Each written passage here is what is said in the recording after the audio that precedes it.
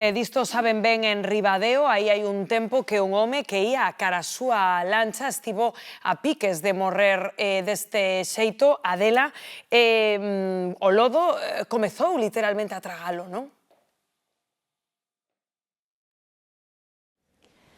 Pois sí, efectivamente, hai aproximadamente 2 anos un home quedou atrapado nesta zona que estades vendo, atrapado polo lodo cando ía a comprobar o amarre da súa embarcación. Tivo sorte porque un veciño da zona conseguiu rescatalo e tamén contou coa axuda da Policía Municipal e dos bombeiros. Aquí temos a Miguel Peña, que é o actual vicepresidente do Club de Remo de Ribadeo. Ti non estabas presente, pero coñeces a situación. Que pasou exactamente? Sí, a ver, un señor maior que ten un amarre aquí dun barco, pois veu a revisar os cabos e lo que fora, e encontrouse con que confiouse moito e aquí hai unha zona de lodos que, claro, empezou a bracear, empezou a moverse e quedou enterrado. Salvou de que o noso anterior presidente, Miguel Balsa, pasaba por a zona, porque tamén ten outra embarcación na zona, e viulo e socorreulo. Que pasa? Non daba feito el solo e tuvo que chamar a Protección Civil e municipales e bombeiros.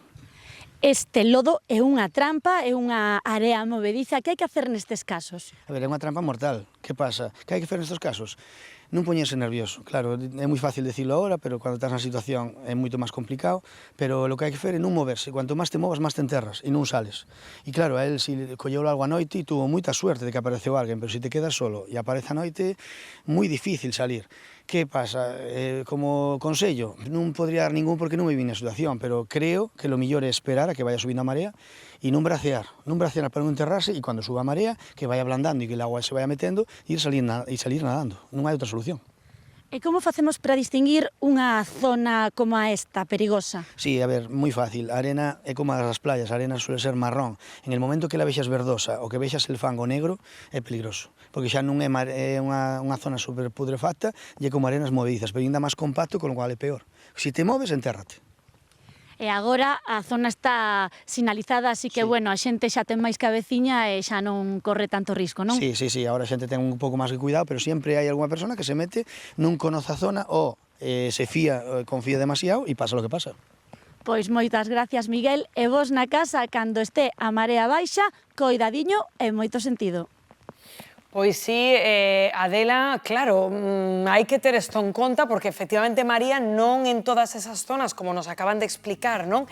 Esa área verdosa, ese fango negro, aí, claro, teñeno moi ben sinalizado onde que tiveron este susto, pero que outro día encambado, Pobre, en fin. que angustioso esos momentos, cando recomendan a calma, é moi fácil dicilo, pero cando te ves aí espetado, que o corpo se che vai para baixo. Eu recordo, os tratores fan exactamente o mismo. Nos enterrábanos os tratores, cando íbamos a traballar, e empezaba, o que facías era intentar sacalo e todavía máis para baixo. E logo nos poñémonos tan nerviosos, eu recordo que eu case morrín afogada na playa de Razo, porque íbamos de rapaces e íbamos pola ría, que se une co mar, ali en Razo, e tamén foinos levando a corriente e foite levando para baixo. Recordo perfectamente como vía a miña irmán e os veciños arriba.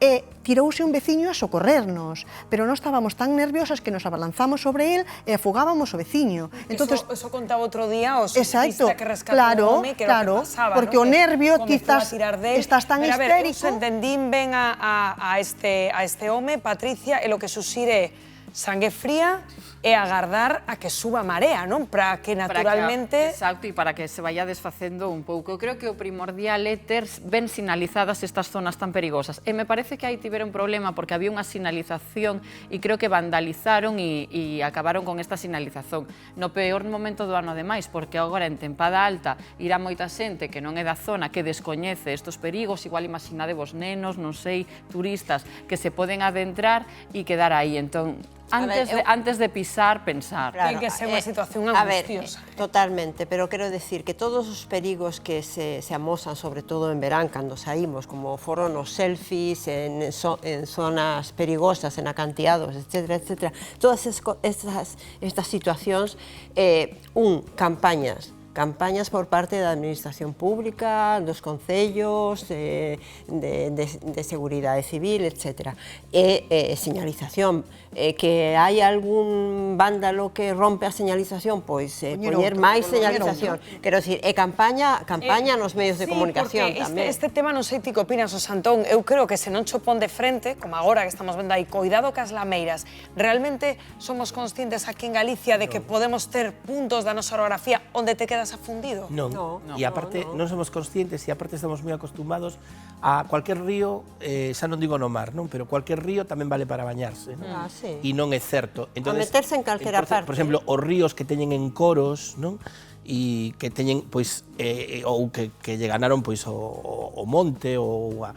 Entonces, aí tamén son perigosos, sabes? Hai que ter cuidado porque non é a primeira persona que pisa e vai para baixo, sabes? Porque hai moito lodo e todo. É un tema delicado, tampouco pode señalizar todo, non? É dicir, a xente ten que ter, aparte de ser fría, ten que ter un pouco de sentidiño. Pero sobre todo onde xa houve accidentes, como ben fixeron aí en Ribadeo, pois sinalizalo, ademais que foi unha iniciativa dos veciños. Bueno, 12:57